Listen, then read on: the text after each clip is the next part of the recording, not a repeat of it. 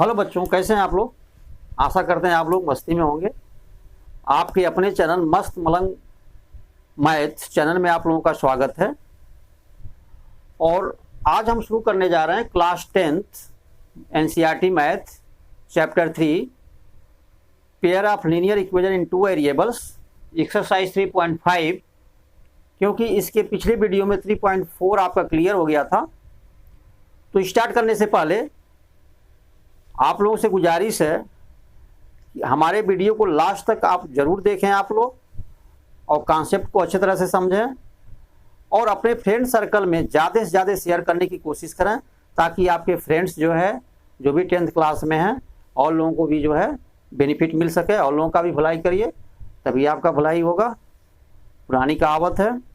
और हमारे चैनल को सब्सक्राइब जरूर करिए, सब्सक्राइब करना मत भूलिए और बेल आइकन को जरूर दबाइए, ताकि जो भी वीडियो हम अपलोड करते हैं आप लोगों के लिए वो तुरंत आपको मिल जाए। तो चलिए स्टार्ट करते हैं। आपका एक्सरसाइज 3.5 है। जो फर्स्ट क्वेश्चन है वो हमारा है question number 1, which of the following pair of linear equation. ये नीचे जो है लीनियर इक्वेशन दिए गए हैं, हालांकि इसके 4 पार्ट हैं, लेकिन अभी हम 3 पार्ट लिखे हैं। तो कह रहा है कि which of the following pair of linear equations has unique solution. इसमें से कौन से ऐसे हैं कि यूनिक सोल्यूशन रखते हैं, ठीक है, और कौन से ऐसे हैं कि नो सोल्यूशन है किनका, और कौन से ऐसे इक्वेशन है पेयर में कि इनफाइनाइटली मेनी सोल्यूशंस हैं इनके। ये पहले हमें क्लियर करना होगा हर एक जो है इक्वेशन को लेकर के। इसके बाद क्या कह रहा है, इन case of there is a unique solution. जो पेयर ऑफ लीनियर इक्वेशन का सोल्यूशन यूनिक निकलता है अगर, तो फाइंड इट, यानी फाइंड इट मीन्स क्या हुआ, यानी सॉल्व करना उसे, जिसका यूनिक सोल्यूशन होगा, जिसका यूनिक सोल्यूशन होगा उसको क्या करना, सॉल्व करना। Find it by using cross multiplication method. आपको याद होगा, इसलिए इसके पिछले वीडियो में हम आप लोगों को बता चुके थे कि सॉल्व करने के जो है पेयर ऑफ लीनियर इक्वेशन को इन वन वेरिएबल को सॉल्व, अरे इन टू वेरिएबल को सॉल्व करने का मेथड क्या था। एक तो था ग्राफिकल मेथड, वो समझाए थे। सेकंड जो था वो था जो है एल्जेब्रिक मेथड। उस एल्जेब्रिक मेथड में भी 3 पार्ट थे। फर्स्ट पार्ट था हमारा आपका सब्स्टिट्यूशन मेथड, सेकेंड पार्ट था हमारा एलिमिनेशन मेथड, वो बता चुके। थर्ड पार्ट जो था वो क्रॉस मल्टीप्लिकेशन मेथड है। तो इसको चलिए एक बार और याद दिला दे रहे हैं आप लोगों को क्या है, कैसे होता है। तो यहाँ पर देखिए, अगर 2 इक्वेशन हमारे पास हैं पेयर में होंगे, a1x प्लस b1y और plus c1 is equal to 0, a2x plus b2y और plus c2 is equal to 0। ये 2 इक्वेशन हमारे पास हैं, और चूंकि पेयर में तो रहेंगे यहाँ पे। अब क्या करना हमें, इनका क्रॉस मल्टीप्लिकेशन मेथड से हम सॉल्यूशन कैसे निकालेंगे। इसका देखिए सबसे आसान तरीका आप लोगों को बता रहे हैं, ध्यान दीजिएगा। ये जो y के कोएफिशिएंट है ना, इनको सबसे पहले ऐसे लिख लिया करिए, b1 और b2। ध्यान दीजिएगा, b1 b2 से स्टार्ट करिए और फिर लिखिए c1 c2, यानी कांस्टेंट टर्म c1 c2। अब यहां से आपने स्टार्ट किया b1 b2 c1 c2, फिर आ जाइए a1 a2 पर। अब a1 a2 हमने लिख लिया, ठीक, ये तो तीनों हो गए, b1 b2 और c1 c2, b1 b2 c1 c2, और फिर लास्ट में आए a1 a2। सबसे लास्ट का जो कॉलम होगा वो फिर इसी b1 b2 से क्या कर दीजिएगा, कॉलम को इसको जो पूरा क्लोज कर दीजिएगा। हो गया बाउंड, b1 b2 से दोनों तरफ बाउंड हो गया। वैसे भी आप लर्न कर सकते हैं कि सबसे लेफ्ट साइड में b1 b2 होगा, सबसे राइट साइड में जो है b1 b2 होगा, बीच में हमारे 2 कॉलम होंगे a1 a2। ऐसे भी लर्न कर सकते हैं, बीच में हमारे 2 कॉलम होंगे a1 a2 c1 c2, a1 a2 रहेगा, फिर c1 c2 रहेगा, और दोनों तरफ हमारे जो है राइट और लेफ्ट में b1 b2 रहेंगे। ये चीज है आपका। इसके बाद देखिए सोल्यूशन बता रहे हैं आपको, ये जो वैल्यू है, जब इन दोनों कॉलम को लेंगे हम b1 b2 और c1 c2 को, तो ये जो है x के वैल्यू को बताएगा, ठीक है, अभी बता रहे हैं आपको। और ये जो कॉलम लेंगे C1 C2 और A1 A2, ये y के वैल्यू को y के जो है वैल्यू को बताएगा। और जो A1 A2 है, B1 B2 है, यहां पर आप 1 लिख दीजिएगा। इसका मीनिंग क्या है वो समझा रहे हैं। तो ये करने के बाद अब हम क्या करेंगे, एक चीज और ध्यान दीजिएगा, जो हमारे इक्वेशन होंगे ये फार्मूला तभी वर्क करेगा, नहीं तो हमारे आंसर जो है मिस्टेक होंगे। जो हमारे कांस्टेंट टर्म है वो अगर लेफ्ट साइड में, सॉरी राइट साइड में है अगर, तो सबको हम लेफ्ट साइड में कांस्टेंट को ले लेते हैं, ताकि राइट साइड में 0 ही रहे सिर्फ, तब ये फार्मूला आपका वर्क करेगा। ठीक है। और अगर राइट साइड में दोनों के कांस्टेंट हैं, मान लीजिए आपने क्या किया कि कांस्टेंट को, दोनों के कांस्टेंट को आपने राइट साइड में ही रहने दिया, लेफ्ट साइड में नहीं ले आए।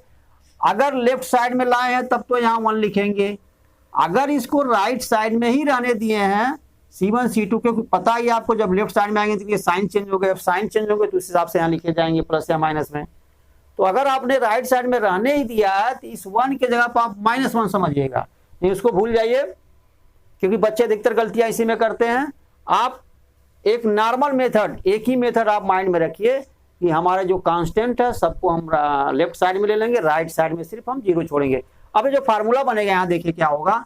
अब ये होगा फार्मूला x, यहां लिखिए x अपान, ध्यान से देखिएगा, ये एरो लगाइए ऐसे, देखिए यहां से ये एरो आपके लग गए। तो x अपान ये B1 और C2 है, तो यहां लिखिए B1 into C2, B1 into C2, और माइनस लिखिए यहां पे। और जब ये एरो यहां से यहां ले जाएंगे तो -B2C1, इधर वाले एरो जो है, इधर वाले जो एरो हैं ये माइनस के बाद लिखे जाएंगे इधर वाले, और इधर वाले जो एरो हैं ये सबसे पहले लिखे जाएंगे। तो x अपान, क्योंकि x का है दोनों रो, इसलिए x लेंगे, x अपान B1 इंटू C2 और माइनस हुआ B2C1 हो गया। ठीक है। अब इज इक्वल टू रखिए, y लिखिए आप, y का रो क्या है, y का कॉलम C1 C2 है और A1 A2 है। अब y के लिए देखिए इस इधर पॉजिटिव का कौन सा काम करेगा, B1 C2 तो इसमें था, तो यहाँ C1 A2 काम करेगा y के लिए। देखिए ये 2 कॉलम ले रहे हैं, तो C1 A2 या A2 C1 भी लिख सकते हैं इसे, और माइनस हो जाएगा ये वाला A1 C2, A1 into C2, ये हो जाएगा A1 इंटू C2। ठीक है। और इज इक्वल, देखिए अब स्पेस नहीं तो हम इधर लिखते, इस साइड में यहां लिख दे रहे हैं इज इक्वल टू 1 अपान, देखिए यहां पर 1 है, 1 अपान फिर यही पॉजिटिव वाला A1 B2 पहले लिखेंगे, A1 B2 और माइनस A2 B1। ठीक है। अब देखिए यहाँ पे ये प्योर नंबर में रहेगा, क्योंकि ये सब हमारे क्या है, कोएफिशिएंट हैं, सब क्या है, A1 B2 A2 B1, ये प्योर नंबर में रहेगा। तो एक बार इतना इज इक्वल टू जो x का है, इतना इज इक्वल टू इतना रखेंगे, यानी ये वैल्यू इज इक्वल टू रखेंगे दिस वैल्यू के, तो x का वैल्यू आ जाएगा, और ये वैल्यू इज इक्वल टू रखेंगे दिस वैल्यू के, तो y का वैल्यू आ जाएगा। ये तो फार्मूले के रूप में रहे, हम बताए इसे। तो ध्यान रखिएगा कि सबसे राइट 4 कॉलम होंगे, उस 4 कॉलम में सबसे राइट साइड में B1 B2 होगा और लेफ्ट साइड में भी B1 B2 होगा। लेकिन जब लेफ्ट साइड से चलना शुरू करेंगे B1 B2 के बाद, तो C1 C2 होगा। ठीक है। और फिर A1 A2 होगा। ये चीज याद रखिएगा। आगे देखिए इसका जो है, अब हमें जो है ये कॉन्सेप्ट तो माइंड में आ गई बात कि कैसे करेंगे। दूसरी चीज यहाँ पे, दूसरा क्या वो भी देख लीजिए। अब यहाँ पर बात यह है कि अगर जो यूनिक सोल्यूशन होगा उसको हम इस मेथड से सॉल्व कर लेंगे, लेकिन हम ये कैसे चेक करेंगे कि यूनिक सोल्यूशन होगा या नो सोल्यूशन होगा या इनफाइनाइटली मेनी सोल्यूशन होंगे। इसका भी कंडीशन आपको बता दिया गया था, फिर भी एक बार देख लीजिए। अगर हमारा जो है A1 बाई A2 दो पेयर में रहेंगे, तो A1 by A2 not is equal to B1 by B2 होगा। अगर A1 by A2 B1 by B2 के इक्वल नहीं होगा तो हमारा यूनिक सोल्यूशन होगा, क्या होगा, यूनिक सॉल्यूशन होगा। और नो सॉल्यूशन क्या होगा, जब हमारा a1/a2 is equal to b1/b2 होगा और not is equal to c1/c2 होगा। ठीक है, देखिए इसी के हिसाब से बता रहे हैं। ठीक है, इसके हिसाब से बता रहे हैं। यूनिक सॉल्यूशन पहले है, उसका कंडीशन ये रहा a1/a2 not is equal to b1/b2। No solution, उसका कंडीशन ये रहा a1/a2 is equal to b1/b2 not is equal to c1/c2। Last में infinitely many solution. Infinitely many solution का कंडीशन एक बार और देख लीजिए, याद करने की कोशिश करिए, बता चुके हैं कई बार। a1/a2 is equal to b1/b2 और इज इक्वल टू c1/c2। ठीक है, अगर ये तीनों ratio a1/a2 a1/a2 b1/b2 c1/c2 तीनों इक्वल हो गए तो इनफाइनाइटली मेनी सॉल्यूशन होगा उस पेयर ऑफ लीनियर इक्वेशन का। तो चलिए ठीक है, ये तो बता भी चुके हैं, आप लोग जानते भी हैं, ये चीज जो है आप देख लीजिए। अब हम जो है स्टार्ट करते हैं इसको, क्वेश्चन नंबर 1 का जो है फर्स्ट पार्ट। अब फर्स्ट पार्ट क्या हो देख लीजिए। फर्स्ट पार्ट में है x - 3y - 3 is equal to 0 और 3x - 9y - 2 is equal to 0। ठीक है, तो यहां पर देखिए a1 हमारा क्या है, लिख लेते हैं यहाँ पे x - 3y और -3 इज इक्वल टू 0 और 3x - 9y 3x - 9y और -2 इज इक्वल टू 0। ठीक है, ये हमारा जो है अभी आपका ये फर्स्ट पार्ट रहा। ठीक है, सेकेंड है, फिर थर्ड पार्ट है। क्वेश्चन नंबर 1 के जो 4 पार्ट है, थर्ड पार्ट तक लिखे गए हैं। अब यहाँ पे इनका वैल्यू निकालिए। सबसे पहले हमें ये बताना है, ये चेक करना है कि कौन सा होगा, यूनिक होगा, नो सॉल्यूशन होगा या इनफाइनाइटली मेनी सॉल्यूशन होंगे। तो देखिए a1/a2 निकालिएगा। a1/a2 क्या हो जाएगा, a1/a2 इज इक्वल टू हो जाएगा 1/3। आ रहा समझ में। और फिर यहाँ देखिए b1/b2 क्या होगा, b1 साइन के साथ लिखते हैं, b1/b2 होगा -3/-9 -3/-9। चलिए माइनस माइनस कैंसिल हो गया, 3 1 जा 3 और 3 3 जा 9, ये भी हमारा 1/3 आ गया। अब c1/c2 की बात करते हैं, तो c1/c2 करेंगे, इसका वैल्यू जो आएगा -3/2। क्या आएगा, -3/-2, ये कैंसिल हो गया, माइनस माइनस ए आया 3/2।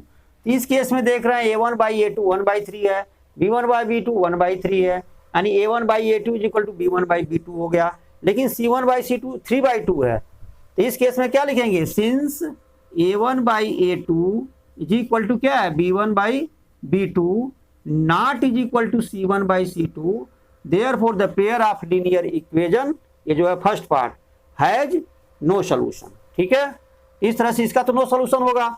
अब सेकंड पार्ट को देखते हैं। जब नो सॉल्यूशन होगा तो हमें कुछ नहीं करना है, इतना लिख के छोड़ देना है। सेकंड पार्ट में देखिए क्या है, सेकंड पार्ट में इन्होंने दिया है 2x + y इक्वल टू 5। क्या दिया है, 2x plus, second part 2x + y equal to 5 plus y is equal to 5 हो गया, और 3x + 2y equal to 8। 3x + 2y is equal to 8। तो सबसे पहले देखिए यहीं पर हम कर लेते हैं, कांस्टेंट टर्म को हम इधर ले लेते हैं, तो -5 हो जाएगा, 8 भी इधर आएगा तो -8 हो जाएगा। तो डायरेक्ट हम लिख दे रहे हैं यहाँ पे -5 हो गया इज इक्वल टू 0 और यहाँ पे -8 हो गया इज इक्वल टू 0। अब हमें चेक करना, चलिए a1/a2 निकालिए। a1/a2 निकालेंगे इसका तो 2/3 हो जाएगा। ठीक है, इसके बाद b1/b2 निकालते हैं, तो b1/b2 जो होगा वो होगा, इसका कोएफिशिएंट y का 1 है और इस केस में 2 है। अब यहाँ साफ दिखाई दे रहा है कि a1/a2 b1/b2 के इक्वल नहीं है, तो क्या होगा, यहाँ पे लिखेंगे since a1/a2 not is equal to b1/b2, therefore the pair of linear equation has unique solution. ये अब जब क्लियर हो गया यूनिक सॉल्यूशन है, तो यहाँ दे रखा there is in case of there is a unique solution find it by using cross multiplication method. तो चलिए यूनिक सॉल्यूशन हो गया, अब इसे हमें क्रॉस मल्टीप्लिकेशन मेथड से इसे सॉल्व करना है, एक्स वाई की वैल्यू निकालना है। तो देखिए यहाँ पे 2 और 3 है, तो सबसे पहले b1 b2 लिखा जाता है। देखिए ध्यान से, यहाँ पे अगर नहीं समझ में आ रहा तो a1 हमारा 2 हो गया b1 क्या हो गया, b1 हमारा y है, a1x plus b1y plus c1 ऐसे लिखते हैं ना, तो b1y हो गया, c हमारा -5 हो गया, b1 हमारा हो गया 1 के, b1 क्या हो गया 1 के, और c1 हमारा -5 हो गया, ठीक है, c1 हमारा हो गया -5। अब a2 हो गया हमारा 3, यहाँ पे देखिएगा a2 = 3 हो गया, और b2 जो है वो 2 हो गया, और c2 जो है हमारा -8 हो गया, ठीक है। अब यहां पर जो है आप ऐसे लिख सकते हैं, कैसे, सबसे पहले आप b1 b2 लिखेंगे, याद करने की कोशिश करिए, b1 b2 था तो 1 और 2 लिखिए, यहाँ पे 1 और 2 लिखिए, उसके बाद c1 c2 था तो -5 -8 लिखिए, -5 -8 लिखिए, इसके बाद हमारा क्या था a1 a2 था, 2 और 3 लिखिए, और ये लिखने के बाद तुरंत 1 2 b1 b2 से बाउंड कर दीजिए इसे, ये हो गया। अब देखिए ऐसे लिख सकते हैं, यहाँ पे 1 लिखिए, या इसके ऊपर लिख सकते हैं 1, और ये दोनों जो है ये किसके हैं, ये y के हो गए, और ये दोनों किसके हैं, ये x के हो गए। सॉल्व ऐसे किया जाएगा, ऐसे आप लिख सकते हैं, ये हमारा 1 है, ये हमारा क्या है 1 है।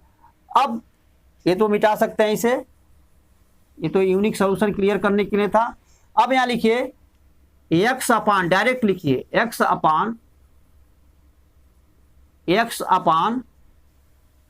ये हमारा 1 है ना, हाँ ठीक है, b1 और b2, b1 1 है, ये भी 1 है, 1 2 1 2, देखिए 1 × -8 क्या लिखेंगे, 1 × -8 हो गया ये वाला, 1 × -8, और फिर माइनस लगाते हैं 1 × -8, 1 × -8, ठीक है, फिर माइनस लगाएंगे यहाँ पे, और फिर माइनस करेंगे -5 × 2 या 2 × -5 = y रखेंगे, तो y अपान क्या होगा, y के लिए देखिए ये काम करेगा, -5 × 3, तो चलिए -5 × 3 क्या हो जाएगा, -5 × 3, और माइनस करेंगे -8 × 2, -8 × 2, ये क्लियर हो गया। देखिए एक बार x करेंगे तो 1 × -8, और माइनस लगाए, इधर वाले एरो में माइनस के बाद लिखा जाता है, तो माइनस यूज किए 2 × -5, ये हो गया, = y 5 × 3, और माइनस यूज किए, फिर -8 × 2, ये हो गया हमारा, = 1 पर आइए, तो 1 जो हमारा है 1 अपान 2 × 2, ये हो गया हमारा 4 डायरेक्ट, और माइनस हो जाएगा 3 × 1, तो 3 हो गया। तो अब देखिए इसको सॉल्व करिए यहाँ पे, चलिए इसको हटा देते हैं, ये तो क्लियर हो गया। ऐसे ही हम इसे सॉल्व करेंगे इसी तरह से सेम। अब x का वैल्यू जो होगा यहाँ पे वो देखिए क्या होगा, -8 × 1 -8 हो जाएगा, चलिए -8 हुआ, और -5 × 2 ये तो -10 हो जाएगा, फिर माइनस और माइनस प्लस हो जाएगा, +10 हो गया, = y अपान, देखिए -5 × 3 -15 हो जाएगा, ये -15, और ये देखिए -8 × 2 -16 होगा, लेकिन यहाँ पे माइनस लगा हुआ है इसमें, +16 हो जाएगा, और = हो जाएगा 1, और 4 - 3 1/1। अब एक बार बताए थे आपको, अब इसको सॉल्व कर लीजिए, x अपान क्या हो जाएगा, -8 + 2 +10, तो 2 आएगा, और y अपान क्या आ जाएगा, -15 + 16 1 आ जाएगा, = 1/1 हो गया। अब एक बार बताए थे इतना = हम इतना रखेंगे तो x का वैल्यू आएगा, x/2 = 1/1, क्रॉस मल्टीप्लाई करिए, x = x × 1, तो x = 2 × 1, 2 आ गया यहाँ पे, और यहाँ पे देखिए y × 1, तो y हो गया, और = हो गया 1 × 1 1 आ गया, तो x का वैल्यू जो हमारा 2 हुआ, और y का वैल्यू आया 1। इस तरह से हम इसे सॉल्व कर लेंगे। अब आगे देखिए क्या है इसके बाद के पार्ट को, थर्ड पार्ट। अब थर्ड पार्ट पे आते हैं, थर्ड पार्ट के लिए क्या है चेक कर लेते हैं इसे, थर्ड पार्ट है क्या इसका। थर्ड पार्ट जो है वो है 3x - 5y, 3x - 5y, 3x - 5y = 20, ठीक है, और 6x minus 10y is equal to 40, 6x minus 10y is equal to 40 है। ठीक है, अब इसको हमें चेक करना है। चलिए a1 बाई ए टू निकालिए, a1 by A two is equal to हो जाएगा 3/6, 3/6, तो 3/6 हो गया हमारा, इसे लिख सकते हैं 1/2। ठीक है, और फिर b1 बाई बी टू पर आइए, तो b1 बाई बी टू जो हमारा है वो -5/-10 होगा, तो -5 अपान -10, माइनस माइनस कैंसिल, 5 1 जा 5 2 जा, तो ये भी 1/2 आ गया, b1 बाई बी टू भी 1/2 आया। c1/c2 लेंगे, तो देखिए इस केस में c1/c2 लेंगे, हम बताए थे इसको कि आप इधर ले आइए तो दोनों के साइन चेंज होंगे यहाँ पे। अगर आप यहाँ ही रहने देते हैं, वो तो जब क्रॉस मल्टीप्लिकेशन हम करते हैं तो उस समय जो हम इसे लेफ्ट साइड में रखते हैं, राइट साइड में 0 रखते हैं, लेकिन अभी हम सॉल्व नहीं कर रहे हैं, तो इस रेशियो को कंपेयर करने के लिए दोनों कांस्टेंट हमारे चाहे राइट साइड में हो चाहे लेफ्ट साइड में, लेकिन ध्यान रहे कि दोनों कांस्टेंट जो है c1 c2 या तो दोनों राइट साइड में होना चाहिए या तो दोनों लेफ्ट साइड में होना चाहिए, इसको कंपेयर करने के लिए। ऐसा नहीं कि एक में जो है -40 इज इक्वल टू 0 हो गया, यहाँ पे इज इक्वल टू 20 है, तो फिर साइन में दिक्कत हो जाएगी। अब c1 c2 निकालेंगे, 20/40 हो गया। अब जब 20/40 हो गया, ये भी 22 जब 40 1/2 हो गया। अब देख रहे हैं यहाँ पे a1 बाई a2 किसके इक्वल हुआ, b1 बाई b2, इसका भी 1/2 आया, c1 बाई c2 का भी 1/2 आया, तो हो गया b1 by b2 is equal to c1 by c2। Therefore, the pair of linear equation has infinitely many solution। चलिए यहाँ तक तो हो गया। अब इसके बाद जो है इसका फोर्थ पार्ट देख लीजिए क्या है, कुछ आप लोगों के होमवर्क के लिए भी छोड़ा जाए, अच्छी बात होगी। तो फोर्थ पार्ट इसका देखिए क्या है। फोर्थ पार्ट में दिया हुआ है x minus 3y minus 7 is equal to 0, x minus 3y और -7 इज इक्वल टू 0। दूसरा इक्वेशन हमारा है इसका 3x minus 3y minus 15, 3x minus 3y और -15 इज इक्वल टू 0। ये आपका फोर्थ पार्ट है। क्वेश्चन नंबर 1 के फोर्थ पार्ट से फर्स्ट सेकेंड थर्ड हो चुका, फोर्थ देखिए। अब इसमें चेक करना, वो स्टार्टिंग में सबको चेक करना, a1 by a2, a1 by a2 क्या होगा देख लीजिए, a1 बाई a2 हो जाएगा 1/3, ठीक है, और b1 बाई b2 क्या होगा, b1 बाई b2 हो जाएगा -3 बाई -3, -3 बाई -3, ये आ जाएगा 1, यानी 1/1 लिख सकते हैं। यहाँ पे क्लियर हो गया कि a1 by a2 not is equal to b1 by b2 के है, क्योंकि a1 बाई a2 1/3 है, b1 बाई b2 1/1 है। यहाँ लिखेंगे since a1 by a2 not is equal to b1 by b2 और therefore pair of linear equations has unique solution. अब जो यूनिक सोल्यूशन होगा उसको आप क्रॉस मल्टीप्लिकेशन मेथड से सॉल्व करेंगे।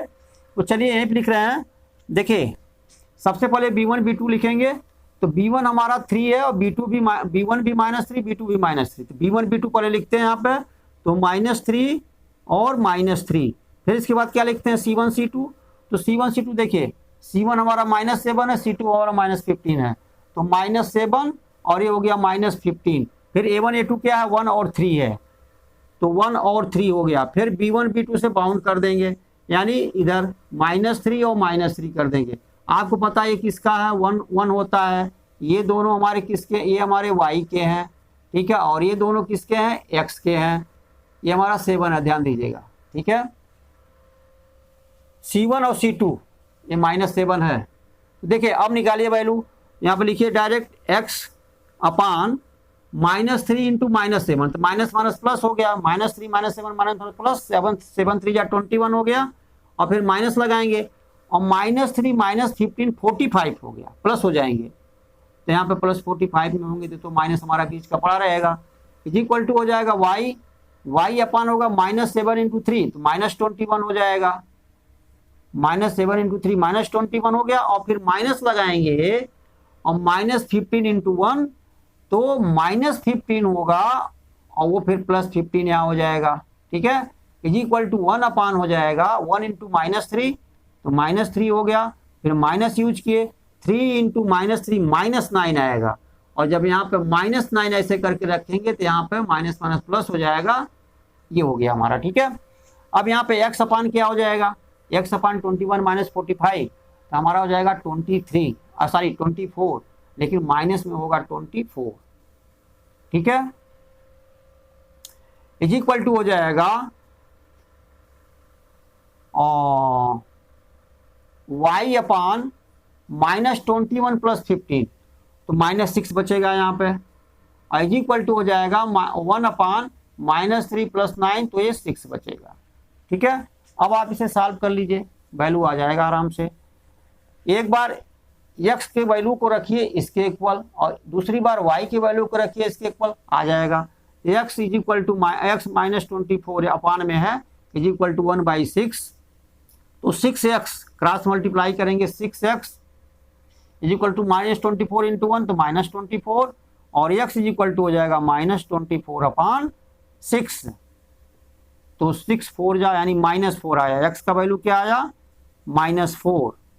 y का वैल्यू निकाल लीजिए, y का वैल्यू y क्या रखेंगे, y upon -6 is equal to 1/6, या 6y इज इक्वल टू -6, ठीक है। तो y इज इक्वल टू आ जाएगा -6 अपान a6 यानी -1, तो y इज इक्वल टू आया -1 और x इज इक्वल टू आया -4।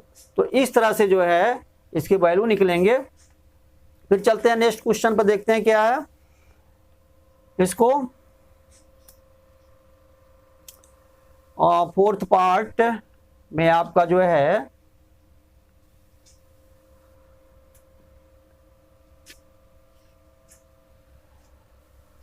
चलते हैं आगे, देखते हैं क्या है। तो ये आपके हो गए क्वेश्चन नंबर 2 जो है क्वेश्चन नंबर 2, इसमें कुछ एक मिनट जरा सा हमको चेक कर दीजिए क्या है ये। लग रहा है कुछ मिस्टेक हुआ है इस क्वेश्चन में, क्वेश्चन लिखने में। क्या दिया है ये,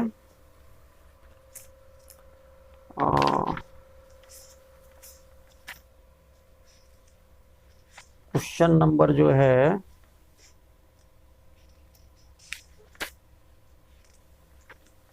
3.5,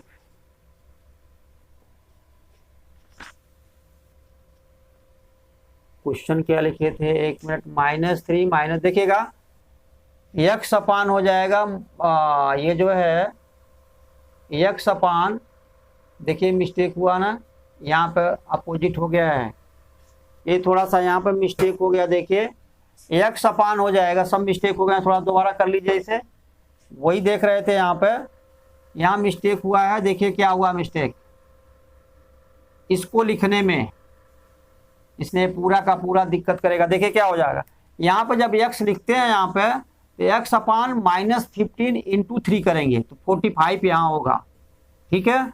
और माइनस यूज करेंगे तो -7 इंटू -3, तो -7 इंटू -3 821 हो जाएगा, यहाँ ऐसे होगा। बाकी सब ठीक है।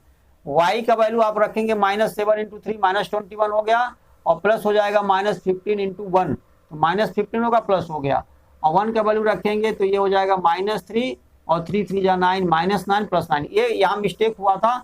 तो देखिए y का वैल्यू तो सेम आएगा, y का वैल्यू हमारा जो भी आया था, x के वैल्यू को देखिए क्या आएगा, x अपान यहाँ करेंगे 45 माइनस 21, तो ये आ जाएगा हमारा 24, और इसी इज इक्वल टू रखेंगे 1/, इसका वैल्यू क्या आया था, इसका आया था 1/6, और इसका वैल्यू आया था y बाई माइनस जो है 6 आया था, ठीक है। और इज इक्वल टू था ये, तो y का वैल्यू तो y का वैल्यू जो है -1 आया था। x का वैल्यू जो देखिए x/24 होगा, यहाँ पे इज इक्वल टू क्या रखेंगे 1/6, तो 1/6 रखेंगे तो 6x इज इक्वल टू आएगा 24, और x इज इक्वल टू आएगा 24/6, 4 आ जाएगा, और उस केस में -4 आया था, यहाँ मिस्टेक हो गया था, ठीक है। चलिए पहुंचते हैं नेक्स्ट क्वेश्चन पर जो है। नेक्स्ट क्वेश्चन क्या देखते हैं इनका,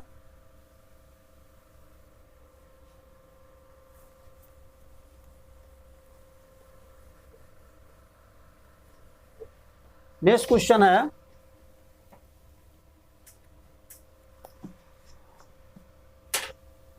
क्वेश्चन नंबर 2। ये कह रहे हैं for which value of A and B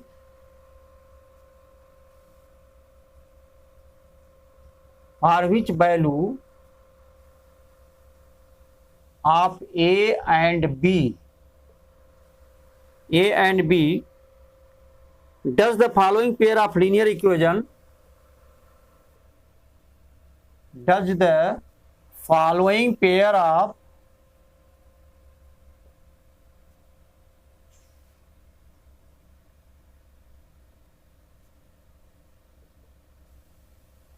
linear equations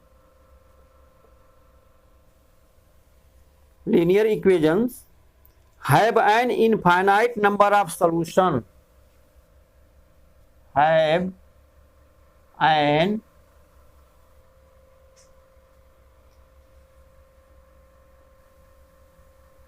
infinite number of solution और इक्वेशन हमारा दिया है 2x plus 3y is equal to 7, 2x plus 3y is equal to 7 और a माइनस बी एक्स और plus a plus B Y plus a plus B Y is equal to है 3a plus B minus 2 is equal to 3a plus B minus 2। ठीक है, अब यहां पर जो है हमें ये चेक करना for which value of A and B, A और बी का क्या वैल्यू होगा। Does the following pair of linear equation have an infinite number of solution. जब इनफाइनाइट नंबर ऑफ सॉल्यूशन होगा तो उस केस में आपको पता है कि a1 by A two is equal to b1 by b2 is equal to c1 by c2 होता है। इन्हीं जो है कांस्टेंट को यानी कोएफिशिएंट को हम कंपेयर करके ए और बी के वैल्यू को निकालेंगे। देखिए सबसे पहले हम a1 बाई ए2 निकालते हैं। पता है a1 हमारा क्या है, यहाँ पर 2 है, सॉरी a1 क्या है हमारा, यहाँ पर a1 हमारा है 2 और a2 क्या है, a माइनस बी है। तो चलिए a1 बाई ए2 यानी 2 अपान जो है क्या हो जाएगा, यहाँ पे 2 upon a minus B is equal to लिखेंगे b1 बाई b2, लेकिन इसके ऊपर हम लिख देंगे, ठीक है, since pair of linear equation has infinite number of solution therefore इतना is equal to b1 by b2 क्या होगा। देखिए b1 हमारा क्या है, b1 हमारा 3 है और b2 क्या है, a प्लस बी है। देखिएगा तो 3 अपान a प्लस बी और इज इक्वल टू हो जाएगा c1 हमारा 7 है और c2 क्या है, c2 है 3a, बहुत लंबा चौड़ा इसका वैल्यू है, प्लस b माइनस 2। ठीक है, अब सोचते होंगे सर ये क्या क्वेश्चन आ गया, ए बी सी ही पड़ा हुआ है, अब ए बी का वैल्यू हम कैसे निकालेंगे। देखिए एक बार जब इस तरह के क्वेश्चन आते हैं कि फॉर विच वैल्यू ऑफ के या A B the following pair of linear equation have infinite number of solution या यूनिक सॉल्यूशन, ठीक है, तो यूनिक सॉल्यूशन की कोई बात नहीं है, हैव नो सॉल्यूशन की बात आती है अगर दो ही केस होते हैं क्योंकि यूनिक सॉल्यूशन में a1 by A two not is equal to b1 by b2 रख के हम कर लेते हैं। लेकिन जो तीनों का रेशियो जिसमें इंक्लूड होता है वो क्या होता है हमारा, वो होता है या तो इनफाइनाइट नंबर ऑफ सॉल्यूशन के लिए तीनों देखे जाते हैं या तो नो सॉल्यूशन के लिए तीनों देखे जाते हैं। तो तीनों में क्या करते हैं, दोनों केस में एक बार इसको इससे कंपेयर करते हैं, जो वैल्यू निकालना होता निकालते हैं, फिर इसका इससे करते हैं, यानी ए जो है बीच वाला पार्ट b1 बाई b2 दोनों में कॉमन होना चाहिए। तो एक बार देखिए हम कंपेयर करते हैं, इतना इज इक्वल टू इतना, a1 बाई ए2 और b1 बाई b2। देखिए यहाँ पे 3 क्रॉस मल्टीप्लाई करेंगे तो ये हो जाएगा 3a माइनस बी, 3a और माइनस 3b, 3 का मल्टीप्लाई हम a माइनस बी में करेंगे तो 3a माइनस 3b हो जाएगा, इज इक्वल टू 2 का मल्टीप्लाई a प्लस बी में करेंगे तो 2a प्लस 2b हो जाएगा। ठीक है, 2a प्लस 2b हो जाएगा। अब यहाँ पे देखिए 3a और ये 2a इधर है राइट साइड में तो माइनस 2a हो जाएगा, लेफ्ट साइड में आएगा और -3b हमारा पहले से इधर है, और जब 2b भी लेफ्ट साइड में आएगा तो ये भी -2b हो जाएगा इज इक्वल टू 0। अब देखिए 3a - 2a हमारा क्या आया, a आया, ठीक है।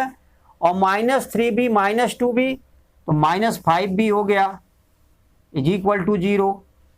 अब a इज इक्वल टू हमारा हो गया 5b को उधर ले जाइए तो -5b है तो +5b हो गया, a is equal to 5b आया, ठीक है। अब एक बार तो कंपेयर करके रिलेशन आ गया, अब इसको कंपेयर करेंगे फिर इससे, यही बताया था ना, एक बार इसको करेंगे a1/a2 b1/b2 को हमने कर लिया, ये हमारा रिलेशन आ गया।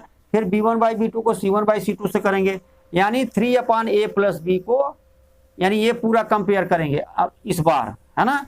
तो चलिए अब देखिए 3 का मल्टीप्लाई हम 3a + b - 2 में करेंगे, यहाँ पर लिख लेते हैं 3, और 3 का मल्टीप्लाई किस में होगा, 3a + b - 2 में, 3a + b और -2 में, -2 इज इक्वल टू क्या रखेंगे, 7 का मल्टीप्लाई होगा a + b में।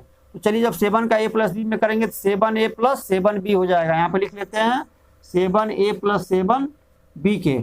अब यहाँ देखिए 3 3 जा 9a, 9a तो हो गया, और +3 × b तो 3b होगा, और 3 × -2 करेंगे तो -6 हो गया is equal to 7a + 7b हो गया। अब देखिए क्या है, सबको इधर लाइए, देखिए यहाँ पर 9a है, 9a है, और ये 7a जब इधर आएगा तो -7a हो जाएगा, और देखिए यहाँ पे +3b है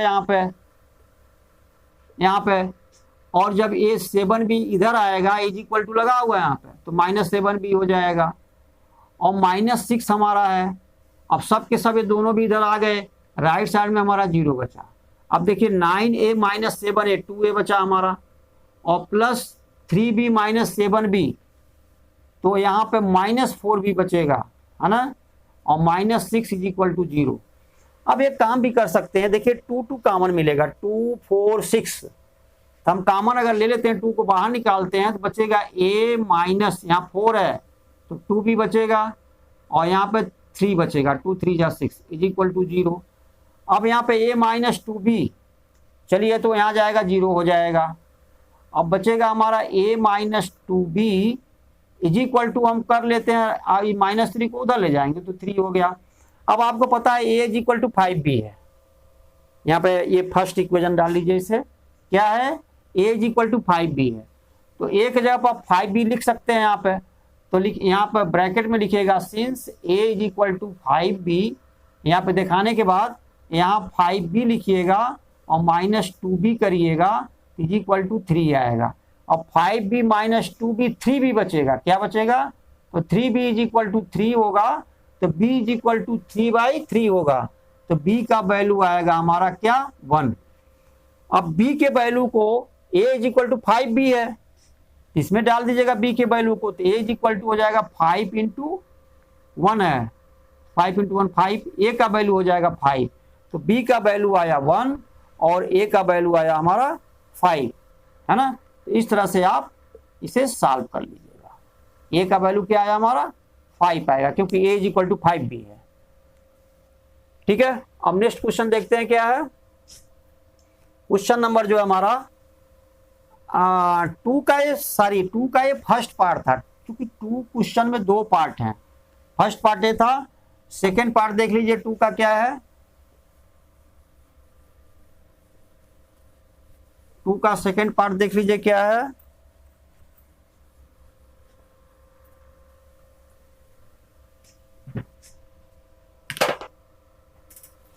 टू का सेकेंड पार्ट है, for which value of k will be the following pair of linear equation have no solution. चलिए हम पूरा लैंग्वेज नहीं लिख रहे हैं, सिर्फ ये लिख ले रहे हैं, फॉर विच वैल्यू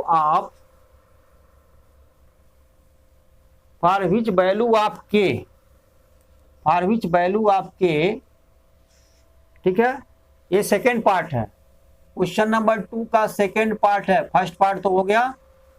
करा for which value of k will the following pair of linear equation have no solution. k के किस वैल्यू के लिए, आप क्वेश्चन तो हम नहीं लिख रहे हैं, लैंग्वेज पढ़ दे रहे हैं वैसे ही। कर आर for which value of k will the following pair of linear equation have no solution.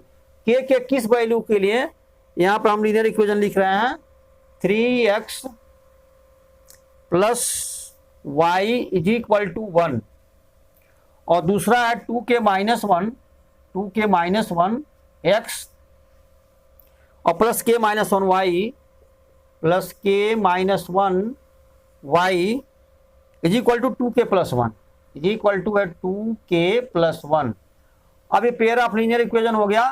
करा for which value of k the following pair of linear equation have no solution, यानी सॉल्यूशन नहीं होगा। इसके लिए क्या करेंगे, आपको रिलेशन मालूम है। नो सॉल्यूशन के लिए क्या करते हैं, a1 by a2 is equal to होता है b1 बाई b2 और नॉट इज इक्वल टू होता है c1 बाई c2 के। अब ये रिलेशन यहाँ पर रखेंगे। चलिए a1 बाई a2 लीजिए, a1 हमारा यहाँ पर 3 है और a2 क्या है 2k माइनस 1 है। देखिएगा a1 बाई a2 यानी 3 upon 2k minus 1 is equal to रखेंगे b1 बाई b2। तो b1 हमारा देखिए y का कोएफिशिएंट 1 है और यहाँ पे y का कोएफिशिएंट k माइनस 1 है। तो b2 हमारा k माइनस 1 हुआ, b1 हमारा 1 हुआ, तो 1 अपॉन k माइनस 1। और यहाँ लिखेंगे नॉट इज इक्वल टू है क्या c1 बाई c2। c1 हमारा 1 है, c2 हमारा 2k प्लस 1 है, इज इक्वल टू के बाद 1 है, इज इक्वल टू के बाद 2k प्लस 1 है। तो not is equal to 1 upon 2k plus 1। हम बताए थे कि दो केस ऐसे हैं। अब इससे रिलेशन निकालेंगे और फिर इससे निकालेंगे। तो सबसे पहले इसको लेंगे। देखिए क्या करेंगे, यहाँ पे 3 के क्या लिखेंगे, चलिए ऐसे कर लीजिए, कोई बात नहीं। 3 का मल्टीप्लाई k माइनस 1 में करेंगे, 1 का मल्टीप्लाई 2k माइनस 1 में करेंगे, तो ये तो हमारा 2k माइनस 1 ही बना रहेगा। अब 3k ये हो गया हमारा और माइनस 3 1 जा 3 इज इक्वल टू हो जाएगा 2k माइनस 1। 3k इधर है, 2k जब इधर आएगा तो 3k माइनस 2k हो जाएगा और इज इक्वल टू देखिए इधर माइनस 1 बचा हुआ है, जब माइनस 3 उधर जाएगा तो ये प्लस 3 हो जाएगा। ठीक है, अब यहाँ देखिए 3k माइनस 2k तो k बचेगा सिर्फ हमारा, इज इक्वल टू होगा माइनस 1 प्लस 3 तो ये हो जाएगा 2। तो k का वैल्यू आ गया 2। जब k का वैल्यू 2 आया तो हम देखेंगे कि k का वैल्यू 2 लेने पे इसका वैल्यू और इसका वैल्यू डिफरेंट आ रहा नहीं, यानी नॉट इज इक्वल टू आना चाहिए। तो ठीक है, यहाँ लिखिएगा फिर यहाँ आगे for k is equal to 2 1 upon k minus 1 तो 1 upon 2 minus 1 not is equal to, क्योंकि k जब 2 रखेंगे not is equal to 1 upon 2k। तो 2k मीन्स 2 इंटू 2, k का वैल्यू 2 है और प्लस 1 तो ये आ जाएगा 1 अपॉन 2 माइनस 1 1 आ जाएगा। ठीक है, और ये आ गया हमारा for k is equal to 2। तो k का वैल्यू अगर हमारा, एक सेकंड जरा चेक कर लें, 3 upon 2k minus 1 is equal to 1 upon k minus 1 not is equal to 1 upon 2k plus 1 हो गया। तो यहाँ पे आपका हो जाएगा 3 का multiply 3k minus 1 3k minus 3 हो गया हमारा और 2k माइनस 1 हो गया, 3k माइनस 2k हो जाएगा और माइनस 1 है आ जाएगा तो प्लस k का वैल्यू 2 आया।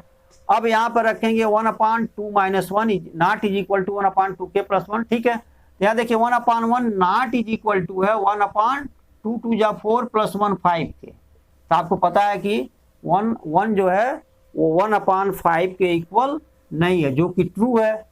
इसका मीनिंग ये हुआ कि k का वैल्यू 2 होना चाहिए। अगर k का वैल्यू 2 लेते हैं तो जो पेयर ऑफ लीनियर इक्वेशन है ये हमारा दोनों जो है पेयर ऑफ जो दोनों लीनियर इक्वेशन है वो हैव नो सॉल्यूशन होंगे, यानी k के जगह पर जो अगर हम 2 रख दें तो इसका जो वैल्यू आएगा दोनों इक्वेशन का वो हैव नो सॉल्यूशन होगा। ठीक है, फिर हम बढ़ते हैं अगले क्वेश्चन पे। क्वेश्चन नंबर 2 देखते हैं क्या है।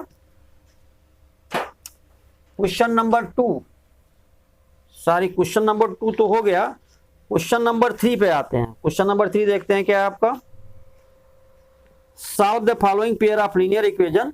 ठीक है, देखिए क्वेश्चन नंबर 3 ये तो आप लोग कर सकते हैं, आप लोगों के लिए छोड़ दे रहे हैं।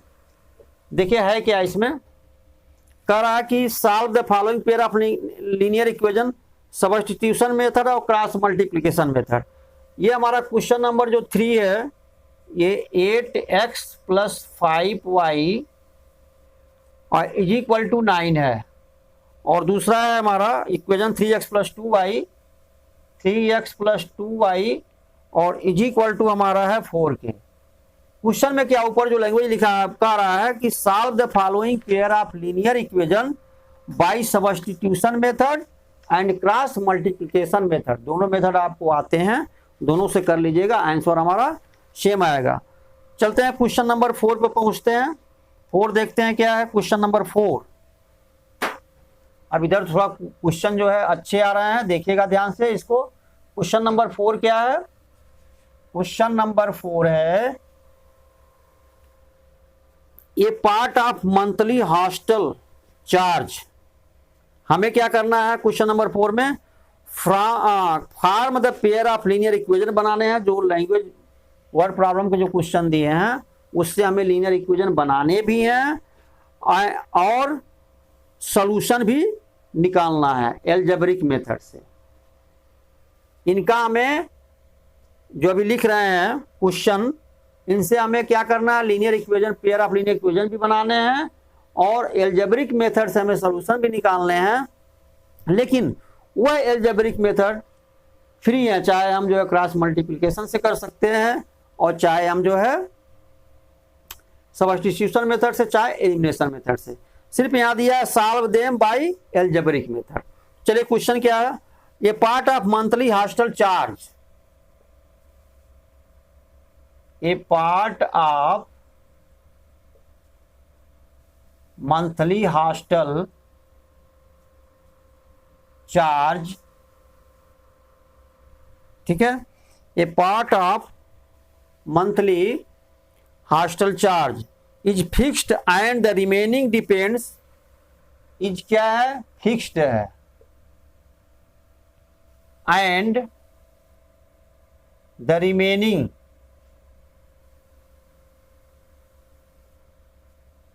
depend and the remaining depends on the number of days, ठीक है, on the number of days, ठीक है, on the number of days one has taken food in the mess. One has taken food in the mess. ये कह रहा when a student takes food for 20 days. When a student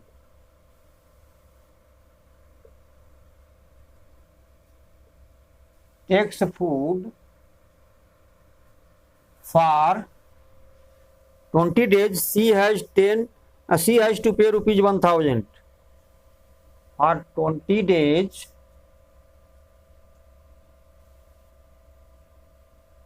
she has to pay rupees 1000 as hostel charge, ठीक है, 1000 as hostel charge, ठीक है।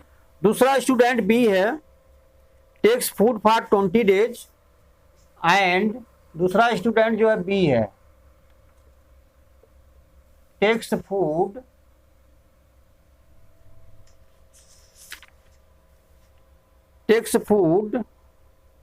For 26 days. B क्या कर रहा है, 26 डेज के लिए जो है भोजन कर रहा है उस मेस में, और उसे पेड करने पड़ रहे हैं पे रुपीज, और क्या पे कर रहा है, पे रुपीज जो है 1180, क्या है 1180 यानी 1180 rupees. Find the fix charge and the cost of food per day. क्या करना हमें, find the fix charge, find the fixed charge and charge for per day का चार्ज क्या है वो निकालना और फिक्स चार्ज निकालना है। ठीक है, इस क्वेश्चन को करने के लिए क्वेश्चन को सबसे पहले जो है आप आराम से रीड करिए और रीड करने के बाद है जो है आप जो है इसका वैल्यू निकाल सकते हैं। देखिए क्या है, ये part of monthly hostel charge is fixed. Monthly जो है हॉस्टल चार्ज का जो है कुछ फिक्स रुपीज है and the remaining depends on the number of days one has taken food in the mess. अब सपोज करिए हम 1 मंथ जो है के लिए जो मेस में भोजन करने का फिक्स चार्ज है वो सपोज करिए कि 50 रुपीज है मान लीजिए, और पर डे जो है हमारा सपोज करिए कि 6 रुपीज पर डे है, 6 रुपीज पर डे है। ठीक है, मेस का चार्ज, और जो फिक्स चार्ज है वो 50 रुपीज है 1 मंथ के लिए। तो ठीक है, 1 मंथ में हमें 50 रुपीज तो देने पड़ेंगे, और पर डे जितना जो है हम भोजन करेंगे उसके हिसाब से ₹6 पर डे के हिसाब से देना पड़ेगा। मान लीजिए हम जो है यहाँ पे 5 डेज के लिए भोजन किए, 1 मंथ में सिर्फ हमने क्या किया, ओनली 5 डेज जो है मेस में भोजन किया, तो 5 डेज का 6 × 5, क्योंकि 6 रुपीज पर डे तो था ये, तो 30 रुपीज ये हो गया, ₹30 ये हो गया।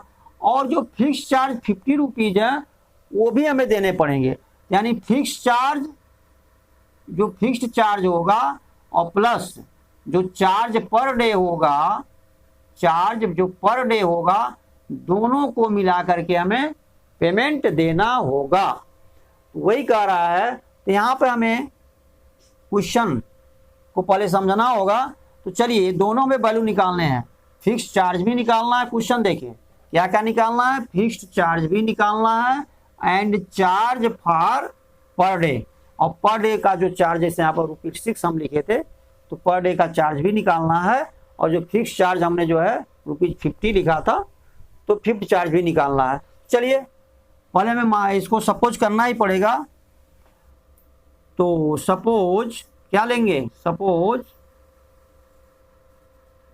फिक्स चार्ज जो होगा, फिक्स्ड चार्ज को हम X रुपीज मान लेंगे, फिक्स चार्ज जो है rupees is equal to ₹X हो गया, एंड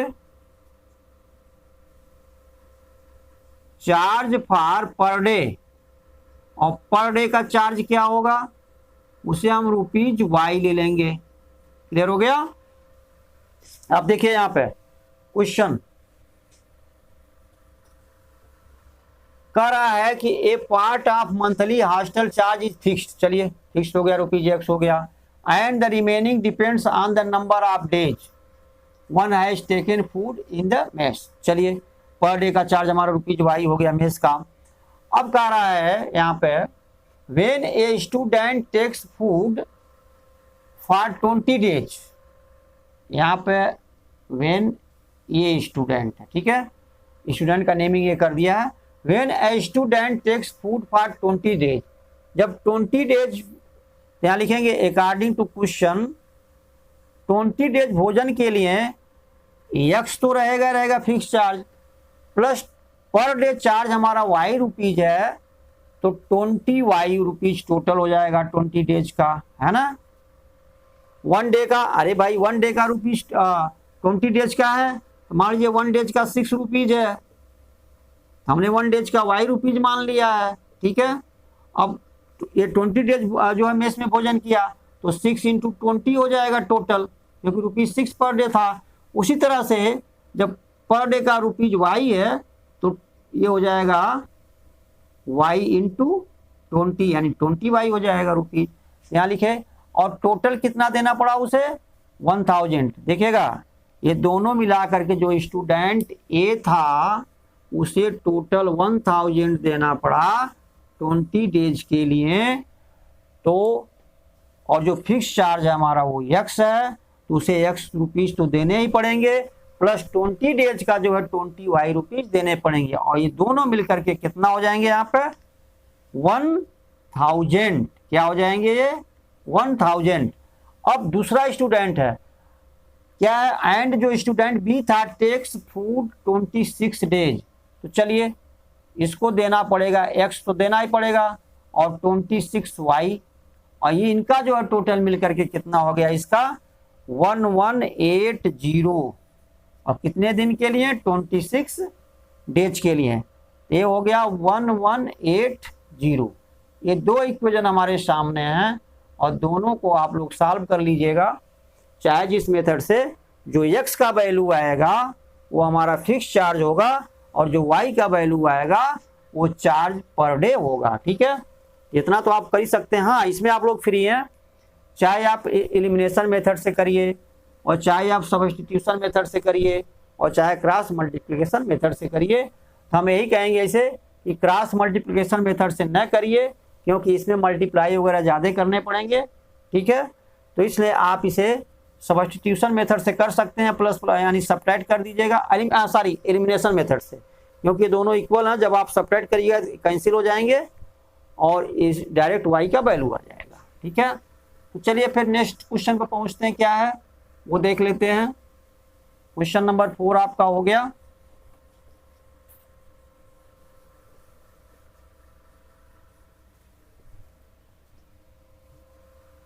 क्वेश्चन नंबर 5 क्या देखते हैं, सॉरी क्वेश्चन नंबर 4 का ये हमारा फर्स्ट पार्ट था भाई। क्वेश्चन नंबर 4 का ये फर्स्ट पार्ट था। अब सेकंड पार्ट पे पहुंचते हैं। सेकंड पार्ट क्या है वो देखिए।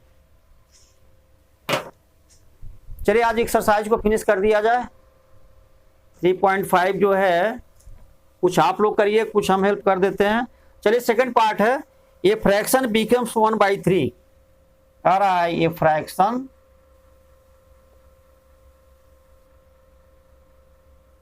बिकम्स 1/3, यानी एक फ्रैक्शन का वैल्यू 1/3 हो जाता है। लेकिन कब होता है, when 1 is subtracted from the numerator. कब होता है, when 1 is subtracted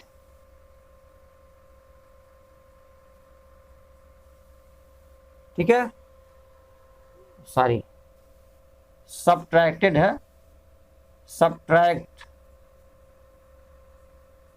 when 1 is subtracted from the numerator, from the numerator, from the numerator हो गया।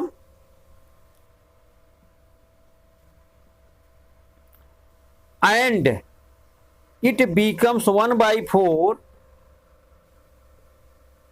and it becomes from the numerator, सारी यहाँ पर e होगा, NUMERATOR, numerator, and it becomes 1/4 when 8 is added to its denominator। ठीक है, when 8 is added to its denominator। ठीक है, to its denominator। अब ये कह रहा है कि फाइंड द फ्रैक्शन। ठीक है, क्या कह रहा है, फाइंड द फ्रैक्शन। चलिए सिंपल है, कर सकते हैं। फाइंड द फ्रैक्शन हमें निकालना है। तो देखिए फ्रैक्शन में एक न्यूमरेटर होता है, एक डिनोमिनेटर होता है। तो सपोज करिए यहाँ पे, सपोज हमारा न्यूमरेटर जो है क्या है, न्यूमरेटर क्या है वो x है, और डिनोमिनेटर को ऐसे शो कर लीजिए, डिनोमिनेटर क्या है हमारा y है। आप चाहे पूरा लैंग्वेज लिख सकते हैं, जैसे भी स्कूल में आपको बताया जा रहा है, टीचर जैसे बताते हैं। लेकिन सपोज लैंग्वेज में लिखना चाहिए, तो suppose numerator is equal to x and denominator is equal to y, और देयरफॉर फ्रैक्शन क्या हो जाएगा, फ्रैक्शन हो जाएगा x/y के। ठीक है, अब का क्या रहा है, ये फ्रैक्शन बिकम्स 1/3, इस फ्रैक्शन का वैल्यू 1/3 हो जाता है। कब, when 1 is subtracted from the numerator, जब न्यूमरेटर से 1 को सब्ट्रैक्ट किया जाएगा। यहाँ पे लिखिए ATQ according to question x upon y minus 1। देखिए when 1 is subtracted from the numerator, हमने क्या किया, न्यूमरेटर से 1 को सब्ट्रैक्ट कर दिया, तो फ्रैक्शन बिकम्स 1/3, इसका वैल्यू हो गया 1/3। क्रॉस मल्टीप्लाई करेंगे तो 3x हो जाएगा यहाँ पे, और इज इक्वल टू हो जाएगा y माइनस 1 का 1 में करेंगे तो y माइनस 1 हो जाएगा। तो 3x और y को लेफ्ट साइड में लाइए, ये बन जाएगा 3x माइनस वाई हो जाएगा लेफ्ट साइड में आकर के, क्योंकि राइट साइड में प्लस में था, और इज इक्वल टू -1 को वहीं रहने दीजिए। ठीक है, ये हमारा फर्स्ट इक्वेशन बन के तैयार हो गया। सेकंड देखिए क्या कह रहा है, एंड इट बिकम्स, और यही जो है फ्रैक्शन, एंड इट बिकम्स 1/4, इसी जो है फ्रैक्शन का वैल्यू क्या हो जाता है, क्या हो जाएगा, इसी फ्रैक्शन का वैल्यू 1/4 हो जाएगा। कब, when 8 is added to its denominator, अगर डिनोमिनेटर में हम 8 ऐड कर दें। ठीक है, एंड लिखिए इसके साथ दूसरा कंडीशन x अपॉन, ठीक है, सारी ये गलती हो गया भाई, न्यूमरेटर नहीं है बल्कि सब्ट्रैक्टेड फ्रॉम द न्यूमरेटर, 1 को न्यूमरेटर में से सब्ट्रैक्ट कर रहे हैं। ठीक है, यहाँ मिस्टेक हो गया, देखिए ये दूसरा इक्वेशन बनेगा, हमने क्या किया, उल्टा कर दिया। x जो है when 1 is subtracted from the numerator, तो ATQ हो जाएगा यहाँ पे x माइनस 1, ठीक है, फ्रॉम द न्यूमरेटर में से 1 को सब्ट्रैक्ट किया जा रहा upon y is equal to हमारा 1/3। अब क्रॉस मल्टीप्लाई करिए, देखिए x माइनस 1 में 3 क्या करिएगा, 3x माइनस 1 हो जाएगा, अब 3x माइनस 3 हो जाएगा, देखिए 3x और -3 1 जा 3 is equal to y into 1, तो y हो जाएगा। तो चलिए सबको इधर लाइए, और -3 को राइट साइड में ले जाइएगा तो +3 हो जाएगा, और y आएगा इधर तो माइनस हो जाएगा, तो हो जाएगा 3x माइनस y और इज इक्वल टू 3 के। देखिए 3x इधर आया, y माइनस y, और -3 जब उधर गया, तो ये हमारा फर्स्ट इक्वेशन बन के तैयार हो गया। दूसरा कंडीशन क्या है, एंड सेकंड कंडीशन है it becomes 1/4 when 8 is added to its denominator. Denominator में हम क्या कर रहे हैं, 8 को ऐड कर रहे हैं, इसका वैल्यू हो जाता है 1/4। देखिए 4 into x, 4x is equal to y plus 8, क्योंकि y प्लस 8 में 1 का मल्टीप्लाई होगा, तो 4x माइनस y और इज इक्वल टू हो गया 8। ये हमारा सेकेंड इक्वेशन बन के तैयार हो गया। अब दोनों को सॉल्व कर लेंगे, x y के वैल्यू को निकाल लेंगे। ठीक है, 4x minus Y, 3x minus Y, देखिए आगे का काम कर लीजिएगा, 3x minus Y is equal to 3 है, और 4x minus Y is equal to 8 है। जब आप सब्ट्रैक्ट करेंगे ना, तो माइनस माइनस प्लस हो जाएगा, प्लस प्लस माइनस हो जाएगा, प्लस प्लस माइनस हो जाएगा। चलिए निकाल ही दे रहे हैं, देखिए प्लस प्लस है तो माइनस हो गया, ये माइनस माइनस है तो प्लस हो गया, इधर हमारा क्या है, इज इक्वल टू 3 है, ये भी प्लस में है, 8 भी प्लस में है, तो प्लस प्लस माइनस हो गया। अब यहाँ देखिए -4x और 3x है तो -x बचेगा, और ये plus y minus y cancel हो जाएगा। यहाँ देखिए +3 है और -8 हो गया, ये तो -5 बचेगा यहाँ पर। ठीक है, अब minus minus cancel, x is equal to आया 5, तो x का वैल्यू आ गया 5, और y का वैल्यू क्या होगा, y का वैल्यू किसी में पुट कर दीजिए। चलिए y के वैल्यू को जो है हम सपोज करिए हम इसी में पुट कर दे रहे हैं फर्स्ट वाले में, तो putting the value of x in first, ये लिख लीजिएगा। फिर 3 और x के जगह हमारा 5 है, तो 3 फर्स्ट इक्वेशन है, 3 इंटू 5 करेंगे और माइनस वाई करेंगे, इज इक्वल टू 3 हो गया। ठीक है, 3 into 5 minus Y is equal to 3, ये हो गया हमारा 15, और minus Y is equal to 3, तो minus Y is equal to आ जाएगा 3, और ये 15 उधर जाएगा तो -15 हो जाएगा, तो minus Y is equal to आएगा -12, क्योंकि +3 है -15 है, माइनस माइनस कैंसिल, y का वैल्यू आया हमारा, y का वैल्यू आया 12। तो इस तरह से इसका वैल्यू जो है हम निकाल लेंगे।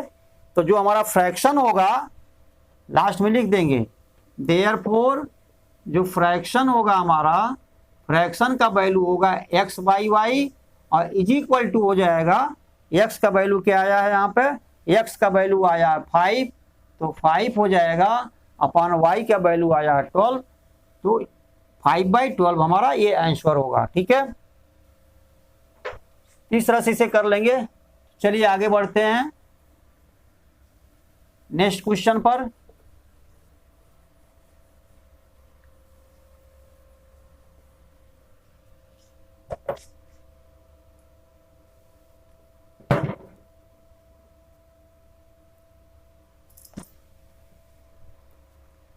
चलिए अब नेक्स्ट क्वेश्चन जो है इसके 3 पार्ट बचे हुए हैं और इसको आपको नेक्स्ट वीडियो में जो क्लियर कर देंगे। अब हमको दीजिए इजाजत और हमारे इस वीडियो को लाइक करें और शेयर करें फ्रेंड सर्कल में, ज़्यादा से ज़्यादा शेयर करने की कोशिश करें और सब्सक्राइब करना न भूलें और बेल आइकन को दबाना न भूलें, ताकि जो भी वीडियो हम अपलोड करते हैं 10th क्लास मैथ का वो आपके पास तुरंत पहुंच जाए। ठीक है, धन्यवाद।